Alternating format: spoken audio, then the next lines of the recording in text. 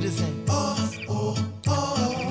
Out of many We are world citizens, same vision is for equal rights and justice for the people them. What's happening to this beautiful world that we're living in?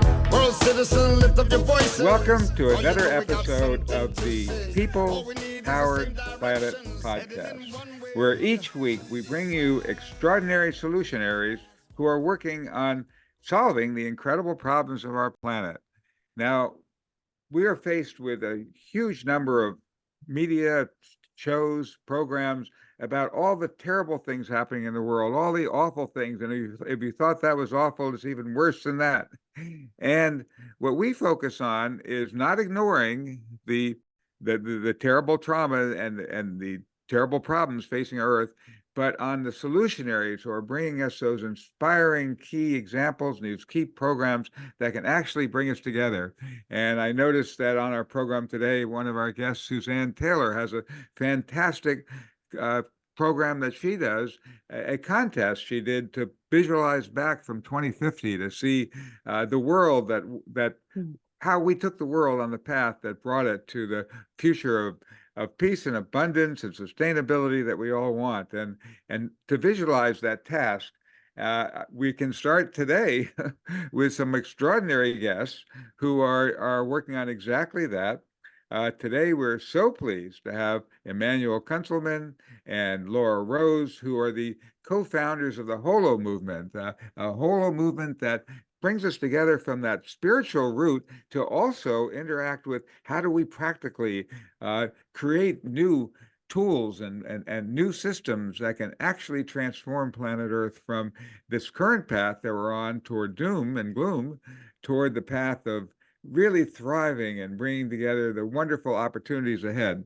Now, today is Juneteenth.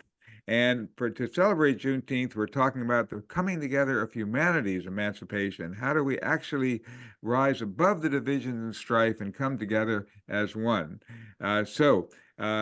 To give you just a brief background, Laura and Emanuel will talk about how they bring us that fusion of science and energy, and they'll also talk about the organizations they've co-founded, like Purpose Earth, the Foundation for the Future, and Greenheart International. Welcome, Laura and Emanuel. Thank you, Arthur. It's a pleasure to be here. Thank you. So to start off, let me just ask Emanuel to tell us a little bit more about your journey. I understand that when you were a young man, you got challenged by a teacher that kind of set you on a journey to create what you're doing today. Let's start with that and then tell us what this movement is. Okay, thank you very much, Arthur. Yeah, I had a purposeful calling from a very early age. Couldn't quite discern what that was until I listened to a lecture by Dr. Jeffrey K. Haddon at Tulane University, actually my very first day in college. And he showed a graph on the board that the exponential change in growth of many things over time, particularly the growth of technology, environmental deterioration, population, world armament, all these sort of things, growing somewhat out of control. Maybe technology can serve us, but the other things not so well. And what he explained is that literally the world is running out of time. Now, I know this is very common type graph and sensation today, but we're talking about 1970. So 54 years ago, this was quite a revolutionary concept and really struck something deep in my soul. And I thought, oh my gosh, this is huge. And Dr. Haddon challenged us, our generation, to do what we could to solve the coming world crisis. And I dedicated my life at that time to doing whatever I could within my own talents and capabilities to resolve or help alleviate the situation. At the time, primarily from a sociological point of view. Yeah. And that brought you into some amazing discoveries of the intersection of science with how we can actually practically create the kind of change that's needed in the world. Tell us a little bit more about how that directly led into the Holomovement. Well, yeah, I was looking for a point of cooperation, a kind of wheel of collaboration, and what to call this. I was very interested in quantum physics, and I read a book back in the 1980s by physicist David Bohm called Wholeness in the Implicate Order. And Bohm described that there is an unbounded, unbroken wholeness to the world, that all is one. And he said physical reality and the consciousness in us may seem very different, but actually they're all interconnected. Everything is interconnected across space and time. And he called this interconnection the Holomovement. So that to me seemed to be the perfect example of what we're trying to do to bring us together. And it's also a concept that unifies science and spirit. The Holomovement extracts information from the implicate order, the source field of consciousness, and gives the information to form a universe or a cosmos, the explicate order, manifest reality. But they are interconnected and weaving back and forth between the two of them through this process of the Holomovement. So it seems to me a very scientifically based yet spiritually unifying theory of oneness that unites us all. Mm. And I want to get much more into that and how that practically takes us into ways that we as humanity can come together as one and interactively rise above these nations that divide us and actually move in a more practical way to actually solve the problem. When we look at the world today, we see, it seems like almost impossible to solve the various problems that we're facing. And yet there's really a fundamental, incredible shift going on that is beneath the surface of what we're seeing in the news of the day and so on. That is a real arising of the human spirit and a connecting together. Maybe let's turn a moment to Laura to talk a little bit about how she sees that coming together and the organizations that she and you have co-founded to actually manifest this oneness that exists, but needs a practical purpose of how do we actually bring it into being in our world, in Absolutely. practically impacting the problem for the world. Let me put it that way. Yeah, exactly. The practicality is the part that can be challenging. It's so nice to be with you, Arthur. Thank you for the invitation to appear with Emanuel today and you. I think there is something extraordinary that's happening right now, and we're all seeing it. I hear people talk about this all the time. There is a blossoming, an opening, a ripple effect of people that are coming together, that are breaking down silos and are starting to really recognize that our power and our strength is in collaboration, in sort of exponential collaboration, if you will. And our path to that regard started a long time ago.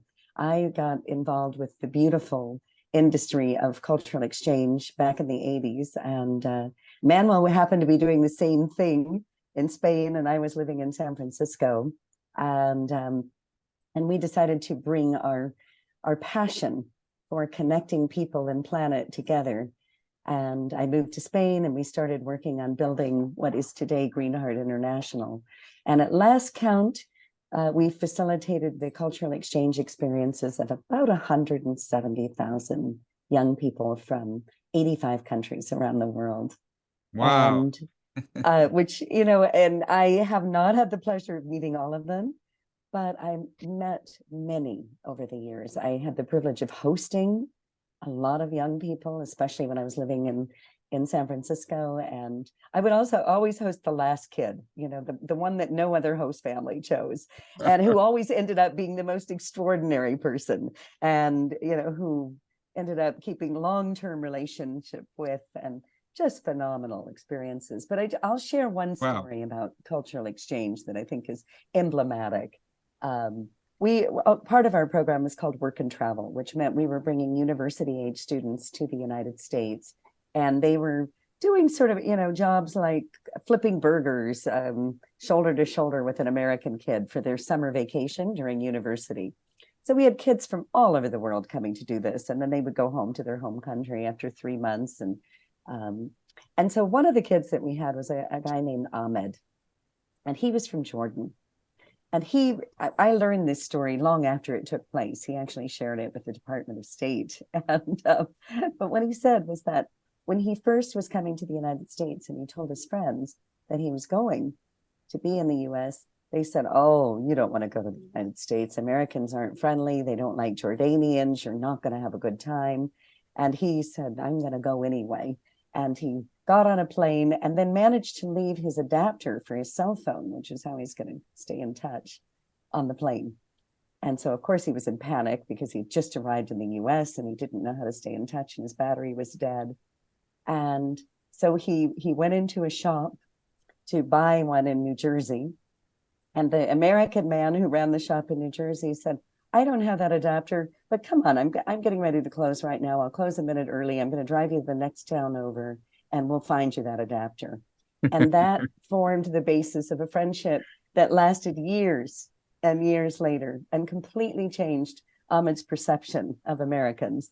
And just that one little experience. So it is an incredible experience. When I was in high school, I joined back in 1964. I joined the first group of 158 ordinary Americans who traveled to the USSR at that time, the Soviet Union, to Russia.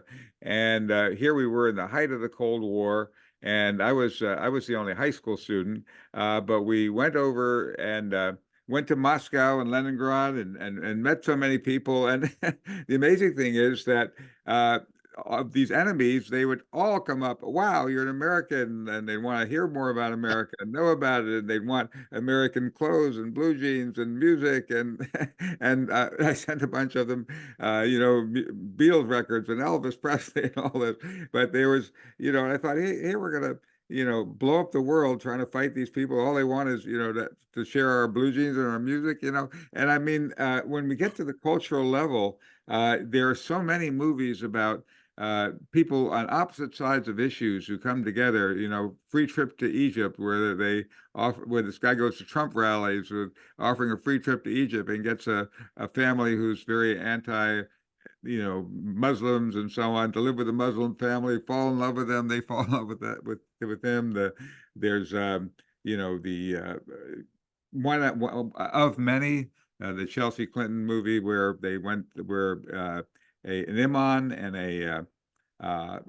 a rabbi bring together students on opposite sides of the Israeli conflict at loggerheads, and where they get on a bus to help heal Katrina together, and they start falling in love with each other and saying, wow, I wish for people like that. So cultural exchange does break down those barriers. And I think, getting back to the Holomovement, one of the things that Gary Davis envisioned was that that we could have small groups of people like these Zoom kind of meetings, but you could have a way that Gary and I would talk about how we could have sort of a dashboard in them or something that would give people the tools that get people to communicate across the boundaries that are dividing us, where you have not just like with these Arab and Israeli students, if they're just arguing who's right and who's wrong, they're at loggerheads. But what's their story? What's our goal? And what's a mission that we want to do together? And how do we join together toward that? And that's what I think brings about this highest and best wisdom of each person coming together into a whole. Talk a little bit more, maybe Emanuel, about how this whole movement can actually interactively work with key people to create the tools where we can actually begin to break down these barriers, and where we can come together both in physical exchanges, but also maybe use the tools of the internet to come together in exchanges of people on opposite sides of issues to come together as one. What are your thoughts on that? Thank you, Arthur. Yeah, lots of thoughts on that. I mean, really, and the inspiration of Gary Davis, just incredible, and just following along in his brave and bold vision. today, what we need more than anything is action. So let's try and keep the philosophy short and the action big. The basic formula of quantum physics, going back to David Bohm, is energy equals frequency times h, and the h is Planck's constant, and that stands for action. So no matter how high our frequency and no matter how bold our vision, if we don't act on it, nothing really happens and nothing is multiplied. So it's about action. And we encourage everyone wanting to get engaged with the Holomovement to form what we call holons. Holon is a term originally coined by Arthur Koestler, but it denotes something that is simultaneously both the part and the whole. And that is, of course, what we all are. We're drops in the ocean, but we are the ocean itself simultaneously. So these holons are small community groups acting together. And we have this on holomovement.net, and you can go there and join. We use the program Hilo, where you can register as a holon and interact with other holons, share ideas, resources, and above all, build community. To maintain action, the spirit of community, we really need the supportive ecosystem behind us, which is our communities of action. So we're encouraging everyone to choose some action, find a few friends, form a holon, and make that community grow, prosper, influence other holons. The holons combine together, we have this huge combining bubble effect, ripple effect of waves moving throughout the world to really change things in right here and now in the world in many ways that we need.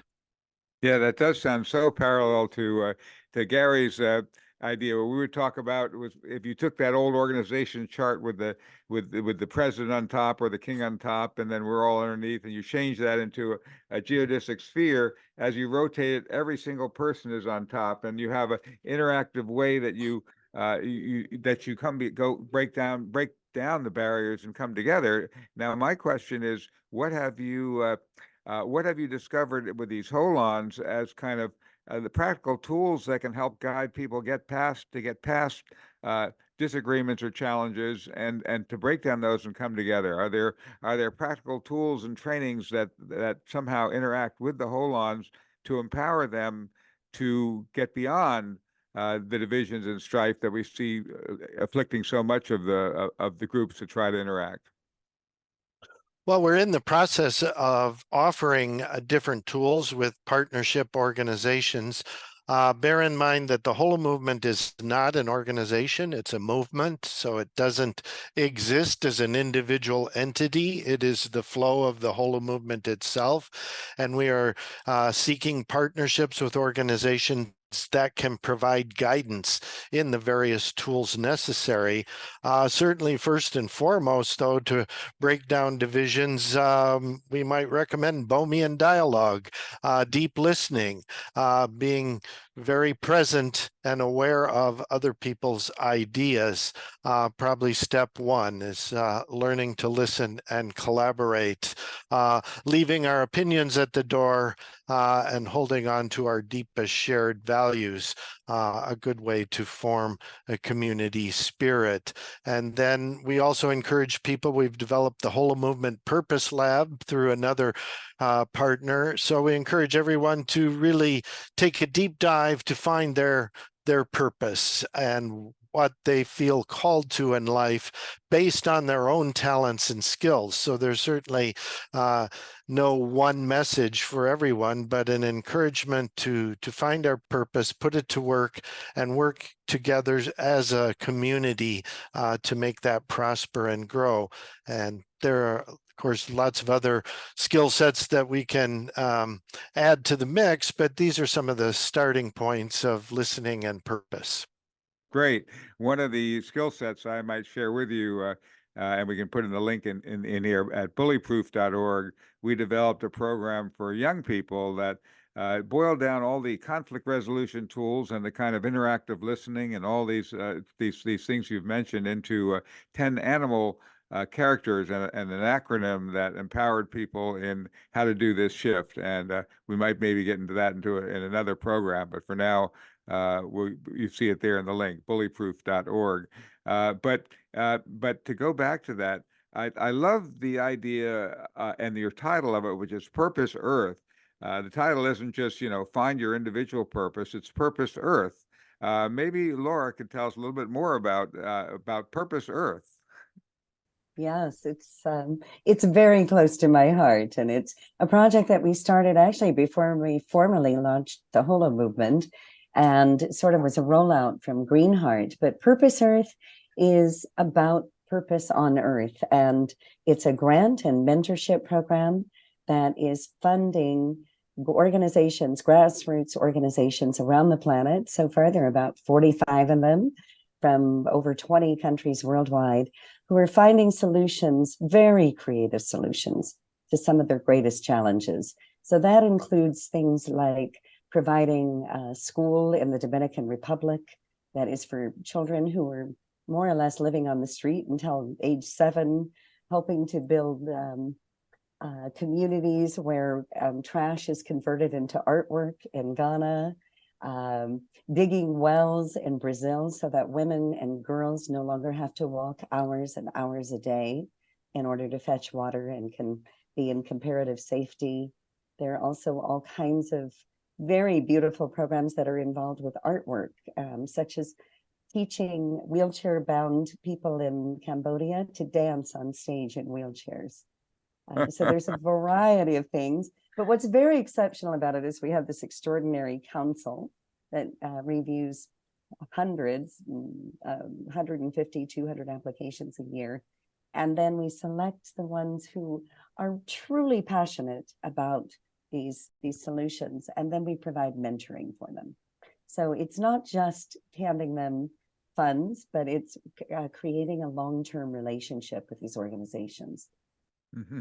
Now, how do you see the individuals coming together with the kind of finding these purposes and these fun acts they do inside? How do you see that connected with getting our world past the existential crises we face, threatening the very survival of all of us? Oh, that's such a good question. Well, for one thing, I think sometimes we think about providing funding to people in different countries who are in need as doing something that's a handout, right? But the sooner that we recognize that when we all boats rise with the tide. So when we recognize as one world humanity that when all of these communities, no matter where they are, it doesn't matter if they're in Africa, the Caribbean, the United States, that if everybody is living to their fullest potential, to their fullest capacity, that's when we can start to break down these barriers and recognize that we're all part of one great humanity, which is what Gary Davis talks about, where there is one world civilization, one world passport for all of us to be a member and a welcome member of the same community. So we don't in any way discriminate or select based on the nationality of a project that is applying for a grant, and we just open our arms to anybody who is saying, I want to be a part of my own solution. I'm not looking for a handout. I'm looking for understanding and support. And once I have a very small amount of support, I can make absolute mountains. I can build extraordinary things. Wow. Build mountains, absolutely extraordinary things, and build mountains. It reminds me when Gary Davis developed this synergistic interactive system of small groups as the geodesic sort of sphere interacting, and having these tools that you're talking about of kind of the compassionate listening and the really tuning in skills, but with this with this strength and integrity of the sphere. One of the things he did, he went to some of the displaced refugee women of Africa who were stateless and sort of at the bottom of the barrel, and he he had them pose the question, how can we as sovereign world citizens govern our world? And incredibly, these women came up with incredible ideas and great strength, and really came together in powerful ways.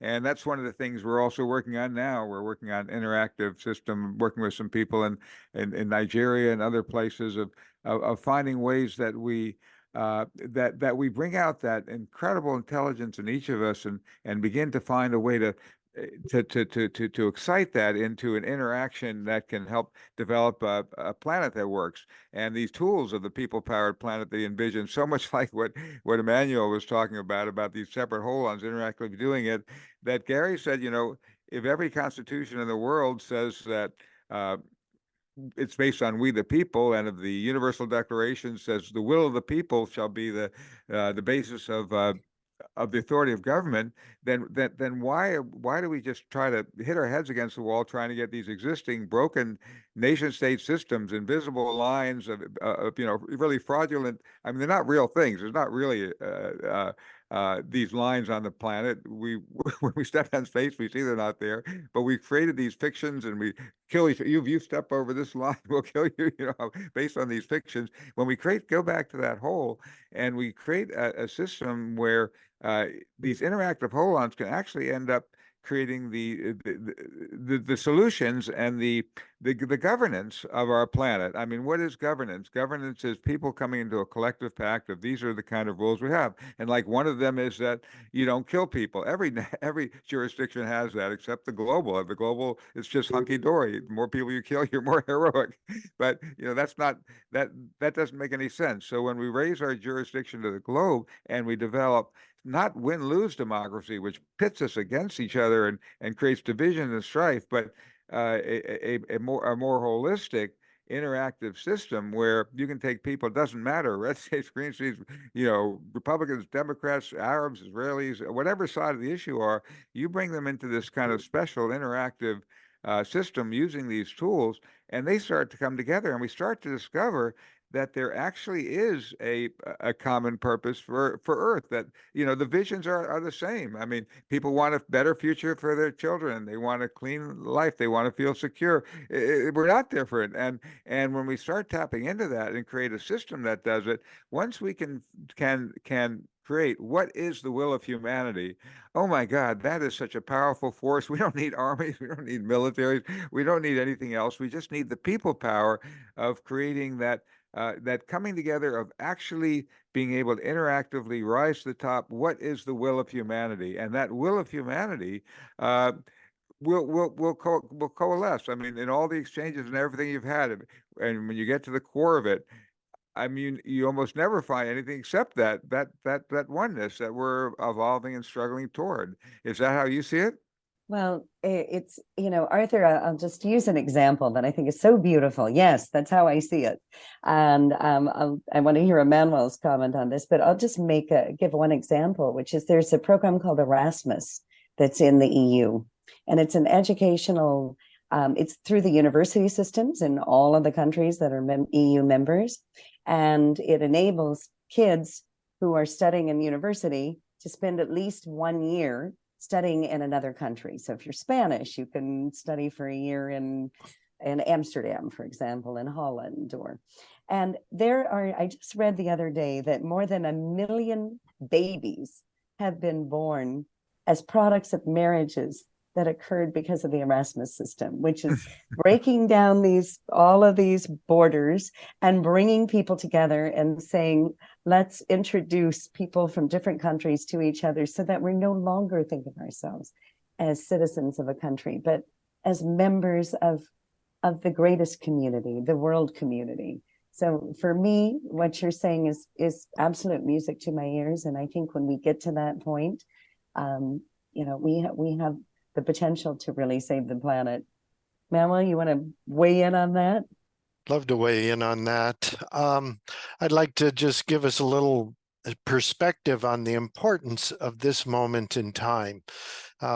Most indigenous perspectives of the history of our concept of the universe say that there have been three great miracles in the history of the universe: the beginning, the birth of the universe, by whatever name we might call that, then the appearance of life on Earth, and thirdly, the dawn of human self-reflective consciousness. Three huge turning points, miraculous moments in the grand Holomovement wave of evolution. But right now we are in the trough of the wave, the equivalent when life was trying to emerge on Earth, and we are on the cusp of no less than the fourth great miracle in all of the history of the universe. And that is here and now, the great transformation where we realize as individual human beings that we are one and that we are in service of the whole. And it's a big leap forward. It will actually, I think, probably bring forth a new human species, a holistic, a Homo sapiens, a Homo universalis, whatever we want to call it. But the understanding in our spirit of the truth, beauty, and goodness of the human soul that reaches out to oneness. We've been so trained and ingrained in our system for survival in the past that we don't understand that really the most we can do, not only for service to the world, but to enhance ourselves, is to dedicate ourselves to service of the whole. And that's where we find our true purpose and calling, by being in service to the whole. So this is a major shift in human perception. We're on the doorstep of that right now, and every person on the planet has the privilege, honor, and duty to do what they can in this critical moment in time to turn things around for the future of our species. Well, I love that. Every person on Earth, the privilege, honor, and duty to turn things around for our species. Wow. This dichotomy with science, at least showing that we're heading toward doom in every trajectory. I remember talking to a scientist who told me, it's too late for humanity. I mean, just look at the trajectories. We're doomed. We're over. And and I said, well, you're a scientist and you're projecting from the current realities, and so you see that's the path we're on, and you're right. But I'm a movie maker, and I know that in the movie that just as things get the very darkest, and the hero's been struggling and struggling, and then it fails, and then fails again, and finally at the darkest moment, there's just no possible hope. He heroically rises, finds that hero, and the hero ends up being able to overcome against all odds. I mean, when it looks absolutely impossible and there's just no way out, and if one thing hasn't happened in the next avalanche, there's just no way out. Finally, we persevere through and we reach it, and then we say, we achieve it. That was and bring home the elixir. That was the hero's journey path. And I think see humanity on that. We're in that dark night of the soul before that incredible final push. And I asked in our movie, I asked Leonardo DiCaprio, who's the hero who's going to save us? And he gives the perfect answer, which is just the same one you're giving. And what's that? You saw the movie. What's that answer? Who is the hero? It's the collective. Million. It's the Yeah. power of the people worldwide coming together as one and unifying our spirit to work together. Yes. So we are in that exciting part. This is the good part of the movie, folks. We're in the great part. I really feel just an incredible heart alignment with you, and that's part of what you did. I know you had this incredible conference where you were bringing together extraordinary people doing amazing things in Spain, and tell us a little bit more about some of the amazing people we're bringing into this web. And how they might be a part of building what Gary called the people-powered planet. It was a big event. It was almost 5 days, and in Spain, in Ibiza, the little island in the middle of the Mediterranean. But an interesting island in that there are over 80 nationalities that live in a very tiny space, about 10 by 20 miles wide. And it's so on this little island, we gathered about 200 people just a couple of weeks ago. And what we had were streams in the morning, which are sort of breakout sessions that then flowed together. And one of the very special guests that we had, who was a facilitator, is an extraordinary woman whose name is Scarlett Lewis. and she's the founder of the Choose Love movement. And Scarlett tragically was inspired to found this movement because of the loss of her 6-year-old son in the Sandy Hook um, assassination of all those children 10 years ago. And she lost her little boy, who she still is communicating with, and who left an extraordinary message on the blackboard the morning that he was killed. He left a message written in a childish 6-year-old scrawl, in phonetically spelled, that said, "Healing, nurturing love." And from that, she was inspired to create a movement, which is now in schools, prisons, and corporations all over the world.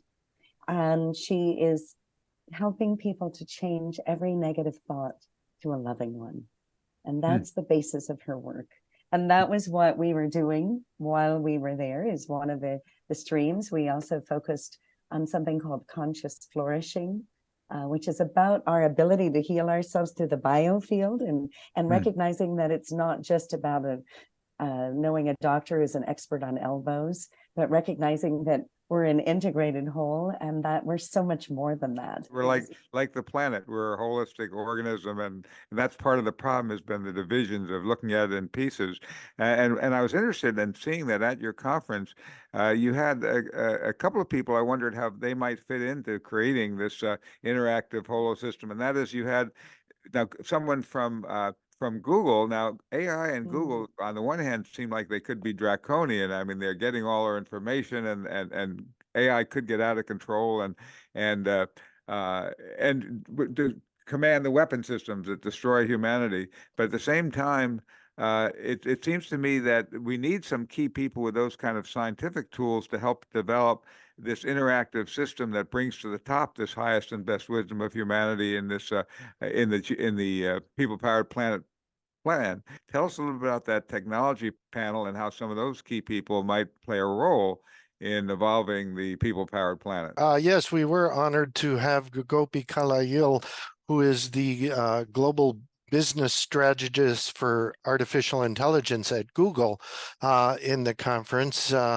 A very renowned public speaker, and of course the head of AI at Google there. And he gave us quite an inspiring talk about the positive aspects and potential from AI. So it was really encouraging. I know we're all a little leery right now about this new horizon of AI for us, but it certainly, when guided by loving, caring, conscious intelligence, can serve the good of the whole. And that was his focus. And he certainly allowed us to see how AI could amplify many of the things we're doing, including mitigating some of the environmental effects and disasters we're facing, and accelerating our solutions and answers to them probably more quickly than the human brain is capable of. So we were very excited to have his participation in the conference.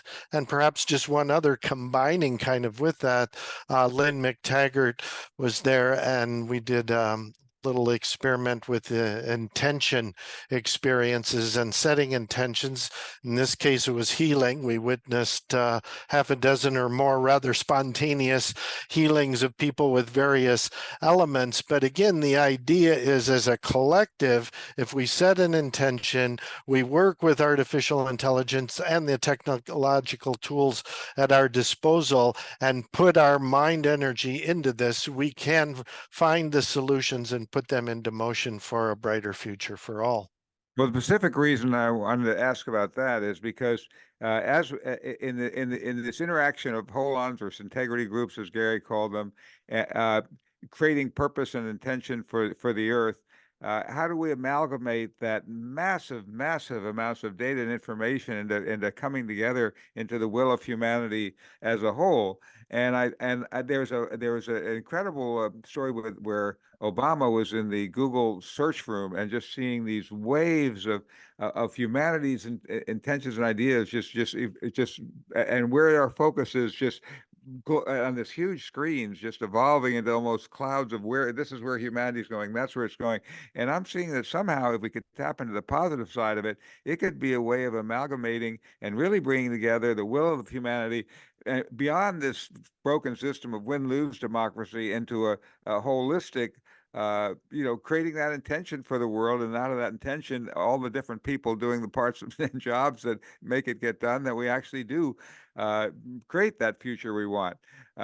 So maybe after this, because there's not a lot of time now, but we could talk about connecting with him and some of the others and working together with you to build this people-powered planet. But I know our time is running short and we have a lot of questions, so I don't want to dominate it all. So let's just put that on the burner for. Are you up for that? We'll continue to talk about that Certainly. later. Great. Yes, indeed. Love to. Meanwhile, okay, let's do that. Meanwhile, let me turn it over to all the interesting questions here from people in our club who are getting to ask questions as well as we go out around the world. Thank you, Arthur. And happy to be here with you both. Oh my goodness. Oh my goodness. And that conference sounded phenomenal. So thank you. Oh my goodness. And then the work, cultural exchange, so important. I mean, I lived in France and I'm a different person now because of it. So thank you for doing your work. It's just so important, so amazing. And we just have so many connections with you. It's just incredible. Yes, we have questions. The first person to ask a question will be Bud. Bud, go right ahead, or a comment. We do question or comment. Bud, go right ahead. Laura and Emanuel, thank you for all of your terrific work as well. I'm curious, you probably have nonprofit status, so it may be difficult, if not prohibited, for you to engage in the geopolitical dynamics that are raging around the planet. And one specific question that I have for you is whether you have addressed or are aware of Project 2025. It is a massively funded, decades-long initiative of the Heritage Foundation to basically implement and activate a totalitarian, authoritarian government in the United States that is entirely devoted towards white Christian nationalism, isolationism, and really undermines the concept of, ironically, personal liberty. And it represents the tyranny of the minority. And I'm just curious how, obviously, we do it with positive intention. We transmute the negative energies. But I'm curious if you have any strategy within your holons to educate people about how dangerous this movement is and how important this next election is for the United States in particular. Bud, that's a beautiful and extremely important question. I think it would be great if Emanuel could respond as well. You noted at the beginning that we do have 501c3 status with purposers, so we don't make political statements. But I will say that that our philosophy and our belief with everything that we have done is that all people are created equal on this planet, and that there is nothing more important than raising all people to their highest, recognizing that we all are essential to the future, the positive outcome that the planet has.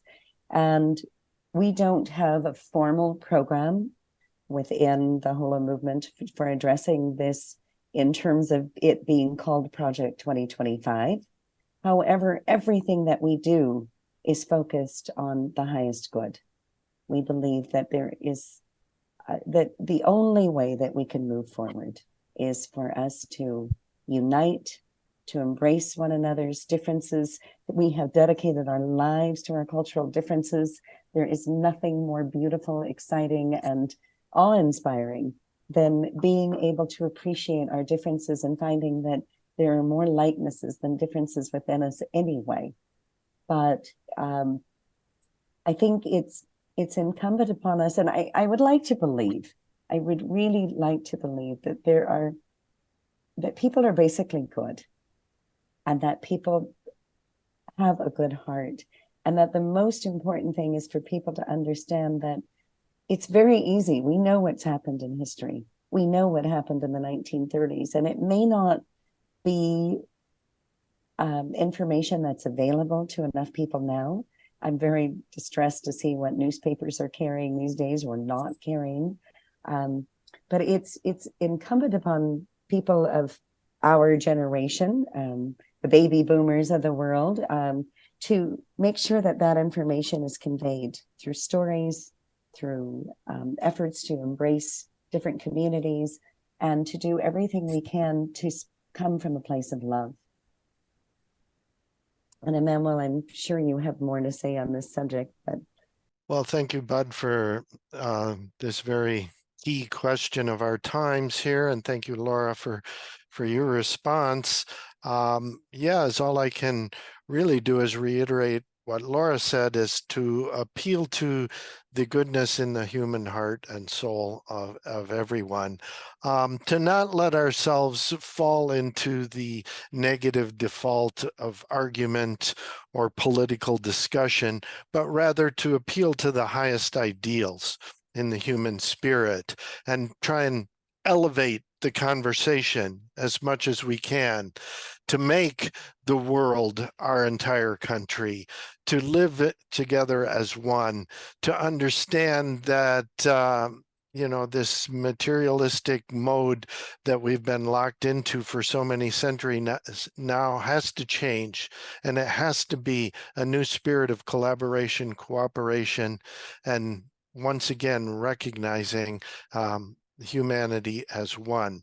So I think we just have to take the high ground, do the best we can, appeal to our friends, create whole-on communities of holistic action, of hope, beauty, truth, and express that everywhere we go, and embody the spirit of democracy, of human rights, of justice for all in all that we say and do, and become the avatars for the right cause in life. And hopefully that will have a ripple effect to our friends, family, and cohorts. Sociologically speaking, these things work just like good habits. They spread, and there's a contagion effect. And right now is the call to action to create this contagion of goodwill, good spirit, and envision a future that works for everyone. See, that's beautiful, beautiful. Both of you, incredible answer to Bud, because yes, it's I'd like to add, it's the environment. So here you are, we were listening to you, and this beautiful things are coming. So you have a good space, a place to actually understand what this could be, the world that we could have. And if people are put in a poor environment, like you're thrown into war, I mean, just to note that you change, you're suddenly, there's only so much water, there's your life is threatened, so you're not the same person. So it's so important to keep us lifted in these systems, these environments, these places that bring out what's necessary for us to stay in this collaborative thinking where we all are one, we're all together.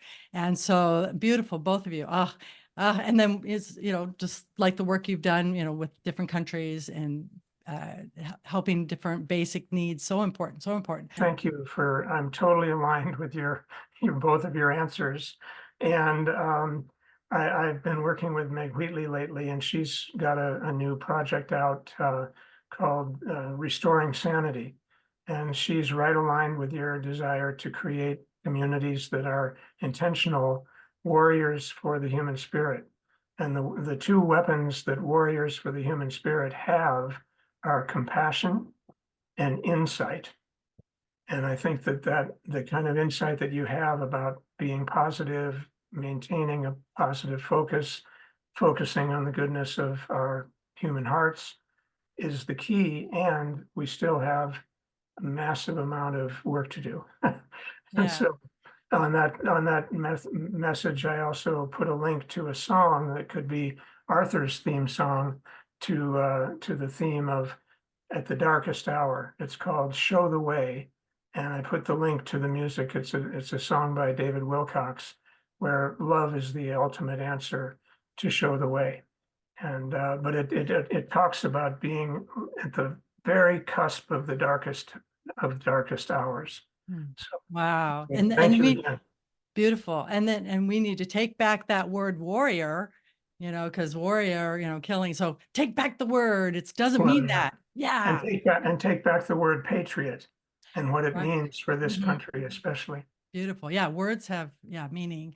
So goodness sakes, we better quickly go to Suzanne. Suzanne, go ahead with your comment or question. Thanks, Melanie. Hi, everybody.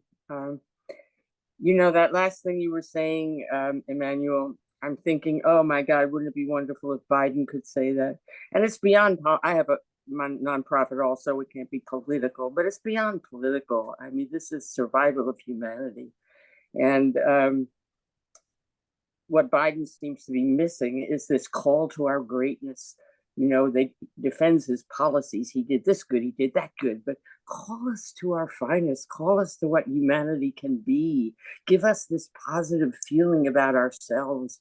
Anyway, it wasn't what I started to say, but listening to you, and what I raised my hand to say, but listening to you, that's what he's missing. I wish somebody could get to him and teach him that, it would so improve his standing. It's what we need. We need to feel the greatness of being human and the responsibility of being human to take care of the earth. I'm right on your page. I don't know why we don't know each other, because I'm running the same kind of thing you're running. The purpose earth stuff is so perfect. God, there's so many good ideas around. What I'm focused on, though, is how to make the big shift, how to go from selfishness to humanitarian, from climb all over each other to work together. And I wonder about the holons. Like, if everybody was participating, that would do it. But then again, how do we make it more massive so that everybody is participating in something big enough to turn the tide?